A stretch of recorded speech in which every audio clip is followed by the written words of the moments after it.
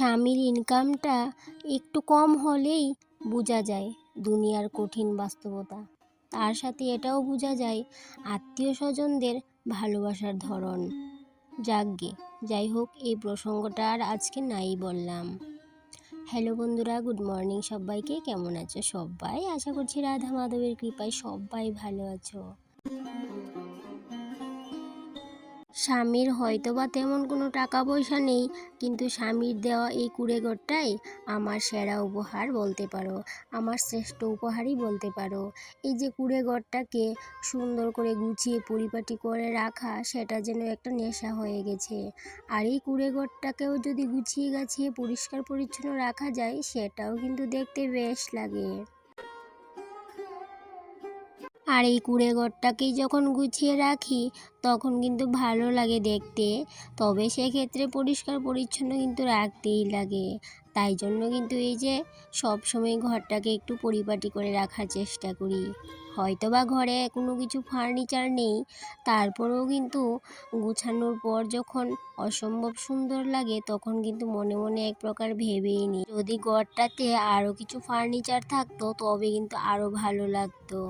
তোমরা তো দেখে বুঝতেই পারছো যে বাসি বিছানাটা কিন্তু এইমাত্র তুললাম। কারণ কি, সকালবেলায় চেষ্টা করি এই যে এই ঘরটা গুছিয়ে তারপর কিন্তু রান্নাঘরে যাবার। কারণ কি, রান্নাঘরে যদি একবার চলে যাই, রান্নাঘরে এত কাজকর্ম থাকে কি বলবো তোমাদের। তো তাই জন্য এই ঘরটা গুছানোর আর সময় পাই না, সেই জন্য এই যে সকালবেলা ঘুম থেকে উঠেই চেষ্টা করি ঘরটা গুছিয়ে নেবার। তো যাই হোক, সকালবেলা ঘুম থেকে উঠে ছেলে চলে গেলো স্কুলে, হাজবেন্ডে চলে গেলো দোকানে। তো ভাবলাম এখন ঘরটাকে গুছিয়ে পরিপাটি করে নিই, তারপরে চলে যাব সোজা রান্নাঘরে। সারাদিনের কাজকর্মের পর যখনই শরীরটা একটু রেস্ট চায় তখনই কিন্তু এই রুমটাতে আসতে হয়। আর এই বিছানাটাই কিন্তু এমন একটা জায়গা যেখানে কিনা শরীরটাকে একটু আরাম দেওয়া যায়। আর এই আরাম করার জায়গাটাকেই যদি পরিপাটি করে না রাখতে পারি তবে কিন্তু আরাম করেও শান্তি নেই। দেখবে কি ভালো লাগবে না যখনই সারাদিনের ক্লান্তির পর এই রুমটাতে আসবে বা যার যার বেডরুমেতে যাবে, তখন যদি দেখো বেডরুমটা একদমই অগুছালো তখন কিন্তু একদমই ভালো লাগবে না। আর যখন দেখবে ঘরটা পরিপাটি করা গুছানো, তখন কিন্তু ওই যে শরীরের সাথে সাথে মনটাতেও কিন্তু অনেকটা শান্তি পাওয়া যায়। তো সমস্ত ঘর গুছানোর সাথে সাথে কিন্তু আমার বিছানার বেডশিটটাকেও আজকে চেঞ্জ করে দিলাম। যেহেতু সপ্তাহে একবার বেডশিটটা চেঞ্জ করতেই হয়, তাই জন্য কিন্তু ওই যে এক সপ্তাহের মতো তো হয়ে গেছে বেডশিটটা চেঞ্জ করা হয়নি, তাই জন্য বেডশিটটাও চেঞ্জ করে নিলাম। তার সাথে সাথে ভাবলাম যে ঘর দুয়ারটা একবারে মুছে নেই, কারণ কি, যেহেতু আমি এই ঘর থেকে কাজকর্ম সেরে রান্নাঘরে চলে যাব, তখন কিন্তু রান্নাঘরে আমার অনেক কাজকর্ম থাকে, তখন কিন্তু আমি আর ওই যে সময় করে ঘরটা মোছার টাইম পাই না। তাই জন্য এই যে সকালবেলায় চেষ্টা করি সমস্ত ঘরদোর মুছে একবারে সমস্ত কাজবাজ শেষ করে রান্নাঘরে যাওয়ার। তাই জন্য এই যে ঘরদোরও মুছে নিলাম, তারপর কিন্তু চলে যাব রান্নাঘরে। আর এই দিকটাই দেখো, অনেক সময় কি হয় বলো তো, অনেক সময় কিন্তু ঘরটা আমি মুছে নিতে পারি না। আর যেদিন মুছে নিতে না পারি সেদিন কিন্তু ওই যে ঘরের দরজাগুলো মুছে নিই, কারণ কি সকালে তো বাসি ছাড়াতে হয়, তাই জন্য। আর যেদিনই আমি ঘরটা মুছতে পারি না সম্পূর্ণ ঘরটা, সেই দিন কিন্তু দরজাটা মুছে চলে যায়, কিন্তু পরে এসে ঠিকই ঘরটা মুছে নিতে হয়। আর সব দিনই চেষ্টা করি ঘরটা মুছে বের হবার, কারণ কি একবার যদি আমি রান্নাঘরে চলে যাই তখন কিন্তু আর এই যে রান্না করতে বের হয়ে আসার কিন্তু সময়টা একদমই পাই না। তোমরা নিশ্চয়ই লক্ষ্য করেছো যে আমার এই কুঁড়ে ঘরটাতে কোনো রকম ফার্নিচার নেই। ওই ফার্নিচারের মধ্যে একটা আলনা আর একটা খাট, এইটুকুই বেশ। আর প্লাস্টিকের চেয়ার ছিল দুটো, আর কিন্তু এইটুকুই, আর একটা টি টেবিল। তো এই কটা জিনিস দিয়ে আমি আমার কুঁড়ে ঘরটাকে গুছিয়ে রাখার চেষ্টা করি। তো ফার্নিচারে কিন্তু তেমন কিছু যায় আসে না, যদি ঘরটা সবসময় ক্লিন ঝকঝকে রাখা যায় তাহলে কিন্তু ওই ফার্নিচারটা কোনো ম্যাটার না। তবে সেক্ষেত্রে সব মেয়ে বউরাই কিন্তু চায় যে তার রুমে সমস্ত কিছু থাকুক, ফার্নিচার সমস্ত ধরনের ফার্নিচার থাকুক। তবে সেক্ষেত্রে আরেকটা কথা বলবো, যতই ঘরে ফার্নিচার থাকুক, যদি ঘরটা গুছানো পরিপাটি ক্লিন না থাকে তবে কিন্তু ফার্নিচার থাকলেও ঘরের শোভা বাড়বে না। তাই জন্য কিন্তু এই যে ঘরদোর গুছিয়ে রাখতে হবে, পরিষ্কার পরিচ্ছন্ন রাখতে হবে।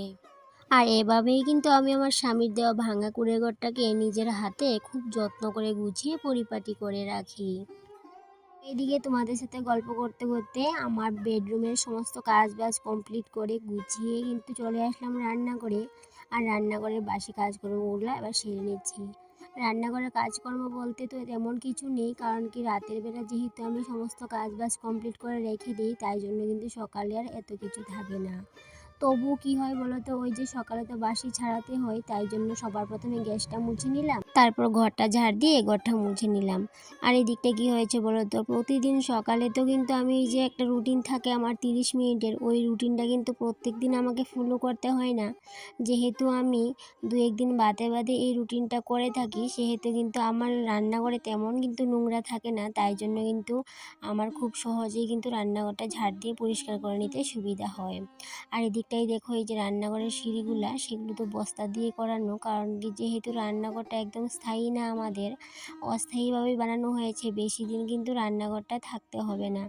যদি পারে ওই দিকে রুমটা করতে পারে তাহলে কিন্তু রান্নাঘর ওই দিকটাই হবে, আর তারপরে কিন্তু এই রান্নাঘরটা আমাদেরকে ছেড়ে দিতে হবে। তাই জন্য আর ওই যে পাকা সিঁড়ি আর করা হলো না, সেই জন্য বস্তা দিয়েই বানিয়ে নিল। আর এদিকটাই দেখো, সমস্ত কাজ বাজ শেষ করে নিজের জন্য একটু চা করে নিলাম। আর আজকে না হাজব্যান্ড চা খায়নি, ওই যে সকালে একটু মুড়ি আর জল খেয়ে বেরিয়ে গেছে, আর ছেলেও টিফিন দিয়েছিলাম, ছেলে টিফিন খেয়ে চলে গেল স্কুলে।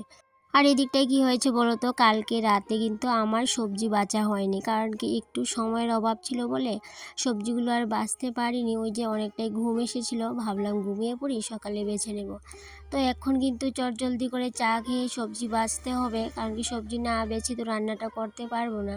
আর যেহেতু এখন সাজনার সিজন, আর সাজনাটা খেতে আমি অনেকটাই ভালোবাসি, আর সেই জন্য কিন্তু বেশিরভাগই দেখবে কি আমি সাজনা রান্না করছি। কারণ কি এই যে সাজনার সিজনটা যখনই চলে যাবে তখন কিন্তু আর সাজনা আমি খুঁজলেও পাবো না, তাই জন্য কিন্তু এই যে বেশি বেশি করে এখনই খেয়ে নিচ্ছি। আর শুনেছি নাকি সাজনা খাওয়া অনেকটাই ভালো, তাই জন্য কিন্তু, আর এমনিতেও সাজনা আমার অনেকটাই ভালো লাগে। আর এদিকে সাজনা বাছতে বাছতে ভাবলাম ভাত আর ডাল একদিকে বসিয়ে দিই, তাহলে কিন্তু এই যে সবজি বাছাও হয়ে যাবে, আর ভাতটাও হয়ে যাবে এক সাইডে, আর ডালটাও হয়ে যাবে।